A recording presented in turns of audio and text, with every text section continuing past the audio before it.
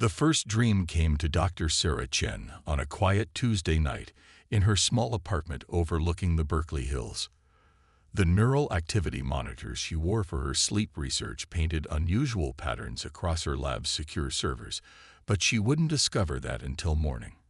In her dream, she floated in an ocean of shifting colors that shouldn't exist, while thoughts that weren't her own whispered equations and concepts that made her mathematician's heart race.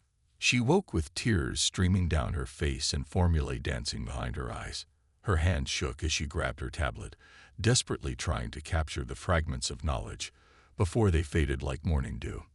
The equation she sketched out would later prove to be the foundation of an entirely new branch of quantum mechanics. But Sarah wasn't the only one dreaming. In a small village in Kenya, a young girl named Amara woke her parents, babbling about strange lights and numbers that danced in her head. In Russia, a retired physicist named Victor spent 3 sleepless days writing algorithms that he swore came from visitors in the night. Across the globe, thousands of people from all walks of life began sharing eerily similar experiences. At first, the scientific community dismissed it as mass hysteria, a social media phenomenon gone viral. But Sarah knew better. The neural patterns she'd recorded from her own sleep were unlike anything in medical literature. They showed signs of quantum entanglement at a molecular level, something that should be impossible in the warm, wet environment of a human brain. Dr. Chen, you need to see this, her research assistant, James Wong, called out one morning, 3 weeks after her first dream. He'd been analyzing global sleep study data, looking for patterns similar to what Sarah had experienced. It's not random. The dreams, they're following a mathematical progression. Sarah leaned over his shoulder, her eyes widening as she took in the data. The incidents were increasing exponentially, spreading across the globe like a carefully orchestrated symphony. But it was the content of the dreams that truly caught her attention. Each person reported receiving pieces of what appeared to be a vast technological puzzle. "It's like they're teaching us," she whispered. "But not just science. They're teaching us how to reach them." The breakthrough came from an unexpected source. Dr. Yuki Tanaka, a quantum computing specialist in Tokyo, had also been experiencing the dreams. She reached out to Sarah with a stunning proposition. The dreams weren't just communications. They were instructions for building a bridge between consciousness and quantum states. The patterns in our brains during these dreams, Yuki explained during their first video call, her eyes bright with excitement. They mirror quantum entanglement patterns. Someone or something is using our sleeping minds as quantum receivers. Sarah's team worked tirelessly, combining the fragments of knowledge from dreamers worldwide. Engineers, physicists, and neuroscientists collaborated across borders and time zones, driven by an unprecedented sense of purpose. The dreams had given them something humanity had never had before, proof that they weren't alone, and a way to reach across the cosmos using the most powerful tool they possessed, the human mind. 6 months after Sarah's first dream, in a heavily secured facility beneath the Berkeley Hills, a team of scientists gathered around a device that shouldn't exist. It looked deceptively simple, a crystalline sphere surrounded by a network of quantum sensors and neural interfaces. They called it the Dream Bridge. "Are you sure about this?" James asked, helping Sarah adjust the neural interface on her head. "We don't know what might happen when we amplify the connection." Sarah smiled, though her hands trembled slightly as she ran through the final checks. "They've been patient, teaching us step by step. They could have forced this knowledge into our minds, but instead, they waited for us to understand it ourselves. That tells me something about their intentions." As the Dream Bridge powered up, its crystal core began to pulse with an inner light that seemed to bend reality around it. Sarah felt the familiar sensation of her consciousness expanding, but this time she wasn't asleep.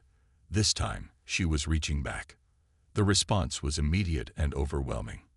In her mind's eye, she saw beings of pure energy and thought, their very existence challenging her understanding of life itself. They had been watching humanity for centuries, waiting for the right moment to make contact.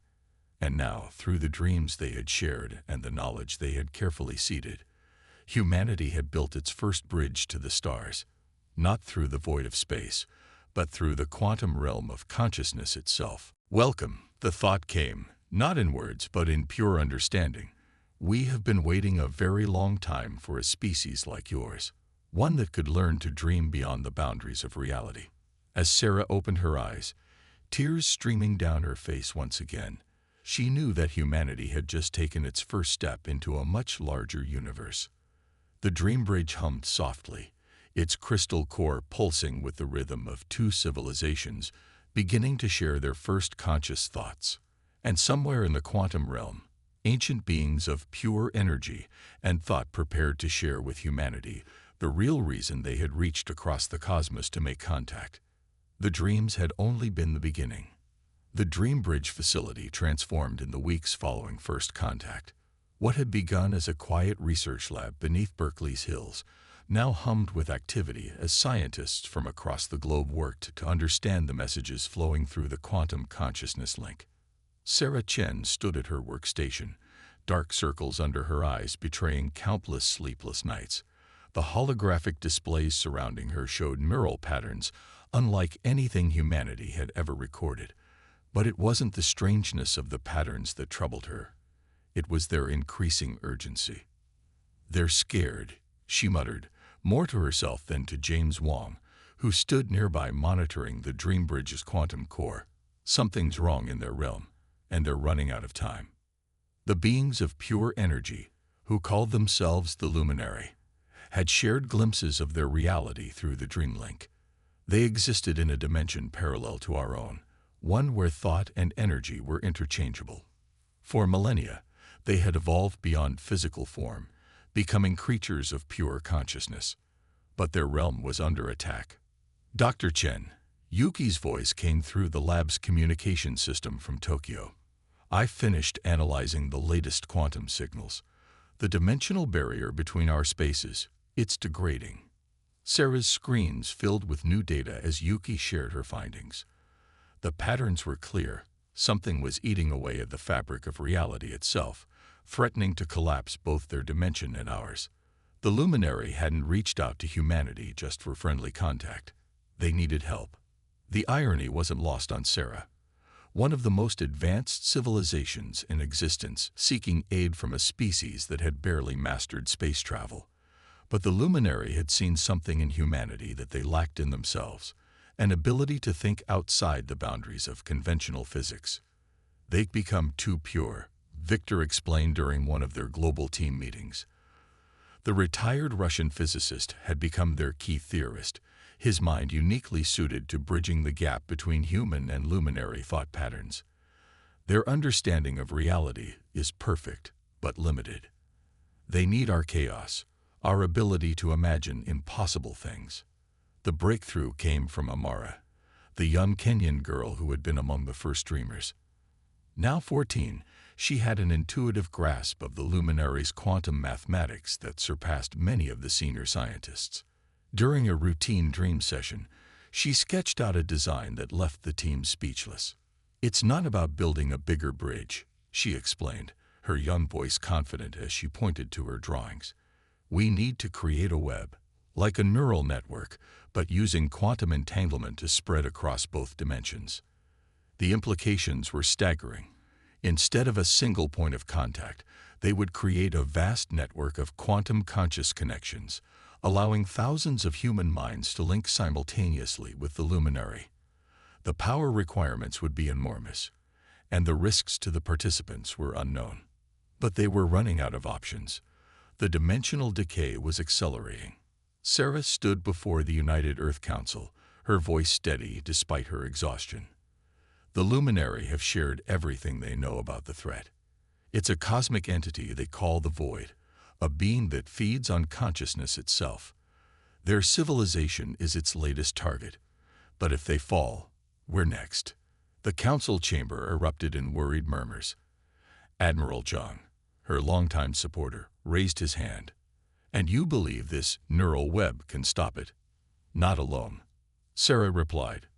"But combined with the Luminary's energy manipulation and humanity's unique consciousness patterns, we might be able to create something the void has never encountered, a hybrid form of awareness that exists in both dimensions simultaneously. The project was approved under the name Operation Quantum Web. Over the next month, facilities around the globe began constructing quantum nodes, each designed to interface with human consciousness while maintaining the delicate connection to the luminary realm. In her private moments, Sarah grappled with the weight of what they were attempting. They were about to link thousands of human minds with an alien consciousness to fight an entity that devoured awareness itself. The potential for disaster was astronomical. But as she watched teams of humans across the planet working together, sharing dreams and ideas with beings of pure energy, she felt something else growing: hope. Humanity had always been at its best when facing impossible odds, when forced to imagine solutions that defied conventional wisdom. The luminary had chosen humanity not despite their limitations, but because of them. In their imperfection, in their ability to dream beyond the boundaries of known physics, humans possessed something unique in the cosmos: the power to rewrite the rules of reality itself. As the first tests of the neural web began, Sarah couldn't help but smile at the sight of Amara working alongside Nobel laureates, her young mind helping to bridge the gap between two realms of existence. They were about to attempt something unprecedented in the history of consciousness itself. And somewhere in the space between dimensions, the void stirred, sensing the change in its prey. The real test of humanity's unique abilities was about to begin. The first test of the quantum web nearly ended in disaster. 20 volunteers, linked through quantum nodes across 3 continents, attempted to bridge their consciousness with a small group of luminary. The resulting surge of energy overloaded half the systems and left the participants with migraines that lasted for days. But in those brief moments of connection, they glimpsed something that made all the pain worthwhile: a vision of victory against the void. Sarah Chen watched the recordings for the 100th time, studying the neural patterns that emerged during the test. The DreamBridge's original crystal core had been replaced with an array of quantum processors, each one grown from seeds provided by luminary knowledge. The facility now stretched deep into the Berkeley Hills, a maze of laboratories and meditation chambers. The interference patterns are beautiful, Yuki observed through their secure link, her voice tinged with wonder. When human and luminary consciousness merge, they create quantum harmonies we didn't even know were possible. But it wasn't enough. The void was growing stronger, its presence now detectable even through conventional instruments. Strange dark spots had begun appearing in space, regions where light and thought simply ceased to exist. The luminary's realm was already half consumed, and the first whispers of its hunger were reaching into our dimension. Humanity responded the way it always had in times of crisis, with innovation born of desperation. Labs around the world worked around the clock, refining the neural interfaces. Military personnel trained alongside monks and meditation experts, learning to control their thoughts with machine-like precision. Children like Amara, their minds still flexible enough to grasp concepts that drove adults to confusion, became key advisors in the project. Victor's team in Moscow made the next breakthrough. They discovered that human consciousness, when properly aligned, could create quantum anchors, points of stability in the fabric of reality itself. The void couldn't consume these anchors. They were too chaotic, too unpredictable, too human. It's like trying to eat a thought that keeps changing, Victor explained during a global briefing. Our minds naturally jump between possibilities, creating quantum superpositions that the void can't break down. Sarah stood at the heart of the Berkeley facility, surrounded by screens showing the global preparation efforts. The quantum web now encompassed over 50 sites worldwide, each one housing hundreds of volunteers ready to link their minds with the luminary. They had one chance to get this right. "Dr. Chen," James called out, his voice tight with excitement. "The latest simulations. You need to see this." The holographic display lit up with new data. They had been approaching the problem from the wrong angle. Instead of trying to fight the void directly, they could use the quantum web to create a new kind of space, one that existed simultaneously in both dimensions, governed by hybrid laws of physics that they were only beginning to understand. It's not about destruction. Sarah breathed, the implications hitting her all at once. It's about transformation. The plan crystallized rapidly. They would use the quantum web not as a weapon, but as a tool of creation.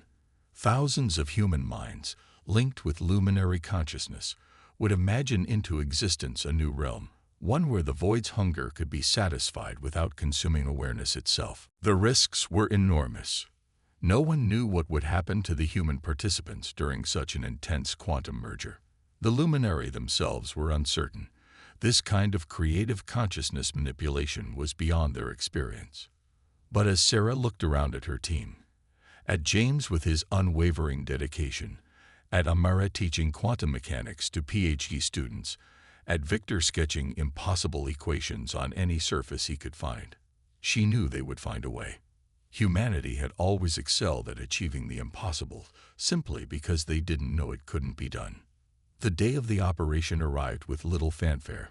Around the globe, participants took their places in quantum chambers.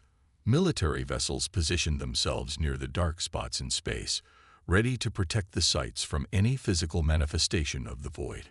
In orbit, satellites reoriented themselves to maintain the quantum network's integrity. Sarah sat in the central chamber at Berkeley, neural interfaces humming as they activated. Around her, screens showed similar scenes playing out across the planet. Thousands of minds preparing to reach across dimensions, to merge with beings of pure energy, to imagine a new layer of reality into existence. Neural web initialization commencing. James's voice came through the speakers. All nodes reporting ready status. Sarah closed her eyes, feeling the familiar sensation of her consciousness expanding. But this time, she wasn't reaching out alone. She could feel them all. The determined focus of soldiers in Dubai, the serene clarity of monks in Tibet, the boundless imagination of children in Kenya, the precise calculations of scientists in Moscow. Thousands of human minds, each unique, each adding their own harmony to the quantum symphony they were about to perform. And waiting on the other side, the luminary gathered their remaining strength, ready to merge their ancient wisdom with humanity's creative chaos. Between dimensions, the void stirred, sensing the change in its prey. The moment of transformation was about to begin. Humanity's greatest test wasn't going to be one of strength or technology, but of imagination. The power to dream up a solution that defied the very laws of reality. As the quantum web hummed to life, Sarah sent a single thought echoing through the neural network. Let's show them what impossible really means. The first wave of consciousness hit like a tsunami of pure thought. As thousands of human minds synchronized through the quantum web, reality itself seemed to shudder. Sarah Chen felt her awareness expand beyond anything she had experienced in their previous tests, merging with a vast ocean of human consciousness that stretched across the globe. Then the luminary joined in. If linking with human minds was like a tsunami, connecting with the luminary was like being caught in a supernova of pure awareness. Their ancient thoughts, refined over millions of years, cascaded through the quantum web in patterns of impossible complexity. For a terrifying moment, Sarah feared their human minds would be overwhelmed, burned away by the sheer intensity of the luminary consciousness. But humanity's chaotic nature proved to be their salvation. Where the luminary's thoughts moved in perfect, predictable patterns, human minds skipped and jumped between possibilities, creating quantum eddies that helped distribute the load. It was like jazz played against classical music, the combination somehow more powerful than either alone. Neural web holding steady, James's voice seemed to come from everywhere and nowhere at once. Quantum coherence at 97% and climbing. Through their shared consciousness, Sarah could feel the others. Victor directing complex quantum calculations, Amara's young mind dancing between dimensions with natural grace, Yuki weaving protective patterns through the neural network. Thousands of humans, each contributing their unique perspective to the greater whole. Then they felt it. The void. It came not as a presence but as an absence, a hunger so vast it defied comprehension. Where it touched the quantum web, thoughts simply ceased to exist, leaving behind nothing but emptiness. The luminaries' fear rippled through their shared consciousness. They had faced this entity for centuries, watching it devour entire civilizations of pure energy. But humanity had never been good at accepting impossible odds. Now, Sarah's thought echoed through the neural network.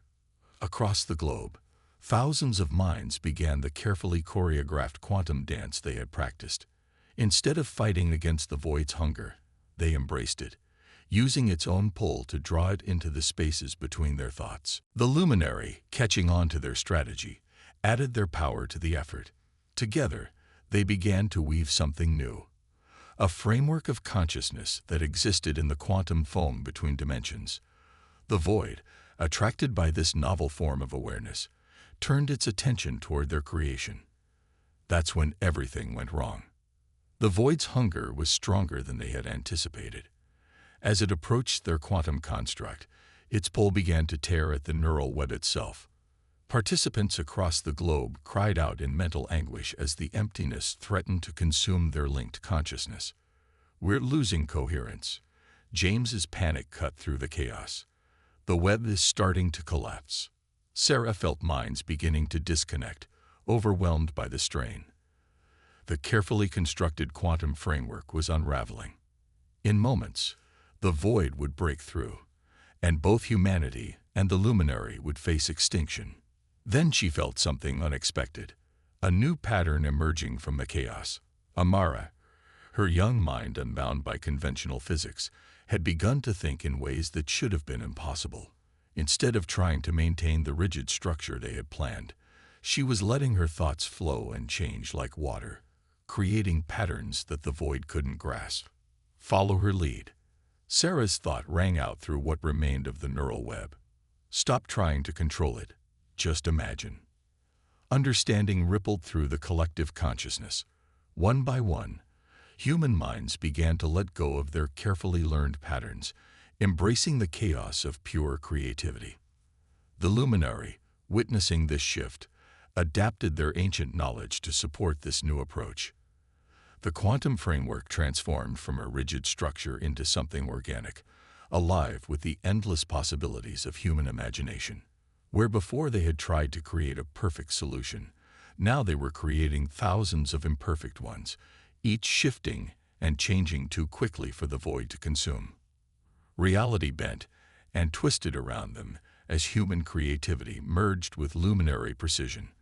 The void, drawn into their trap, found itself trying to devour thoughts that refused to hold still, consciousness that changed its very nature between moments of time. Sarah felt the exact moment when everything changed. The void, for the first time in its ancient existence, encountered something it couldn't consume, a form of consciousness that was both orderly and chaotic, existing and changing simultaneously. Its hunger met infinity, and in that meeting, transformation occurred. Through their shared awareness, they all witnessed it, the void itself beginning to change. Unable to devour this new form of consciousness, it started to adapt, to evolve. Its hunger didn't disappear, but it transformed into something else, a force that consumed dead energy and reformed it into new possibilities. The quantum web hummed with triumph as human and luminary consciousness observed their victory. They had done the impossible not through superior strength or technology, but through humanity's unique gift, the ability to imagine beyond the boundaries of what should be possible. As the neural interfaces began their shutdown sequence, Sarah caught one last glimpse of the transformed void through their fading connection. It had become something entirely new, a cosmic force that would help maintain the balance of consciousness across dimensions rather than threatening to destroy it. The impossible had been achieved not by fighting against nature, but by dreaming up a way to change it. As the last quantum connections faded, Sarah smiled, knowing that humanity had just proven itself to be something unique in the cosmos, a species that could reshape reality itself through the power of pure imagination. 1 year after the transformation of the void, the Berkeley facility had become something its founders could never have imagined.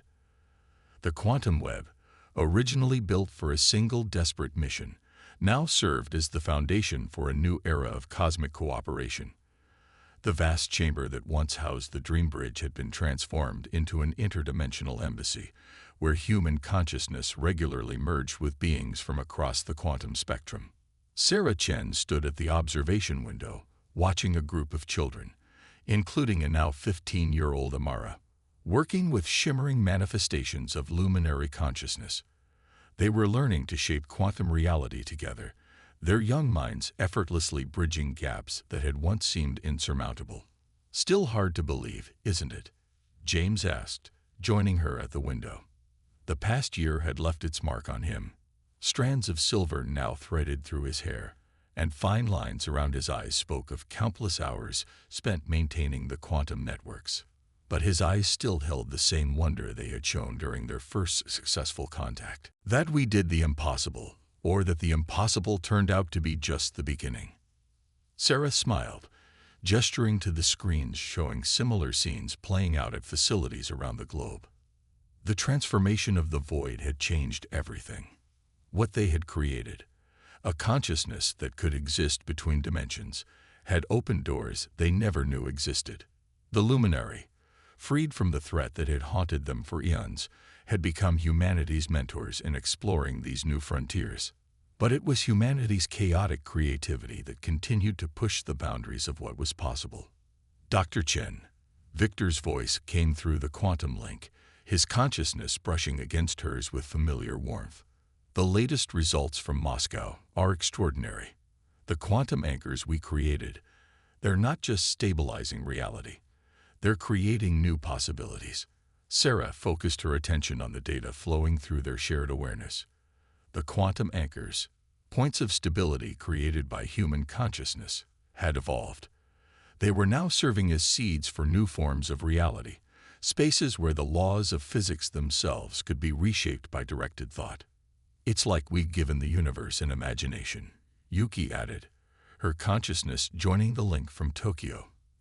"Every anchor point becomes a potential for something new." The implications were staggering. Humanity, barely able to reach its own moon a few decades ago, was now learning to reshape the fabric of reality itself. But unlike the luminary, who had sought perfection in their evolution, humans were teaching the cosmos to dream. The transformed void had become their greatest teacher. Where once it had threatened to devour all consciousness, it now served as a force of renewal, breaking down stagnant energy patterns and creating space for new possibilities. Human scientists working alongside luminary consciousness had learned to direct its power, using it to heal damaged regions of space-time and seed new forms of awareness throughout the galaxy. But with this power came responsibility.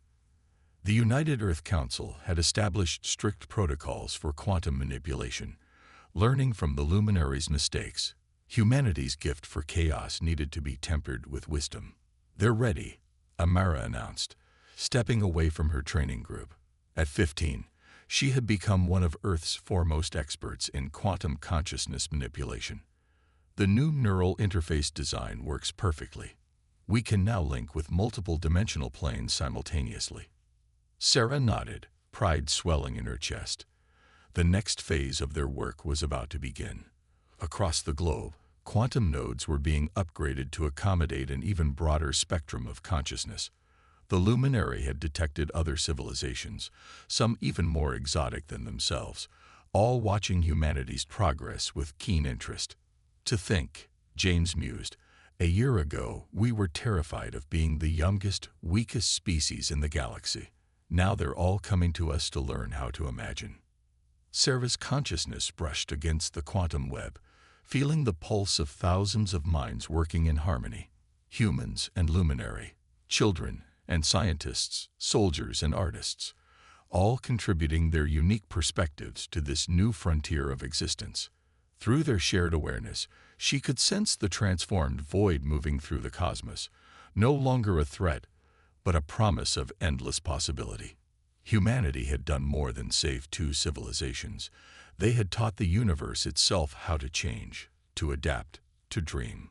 The ancient luminary had sought them out because they needed humanity's chaos to fight the void.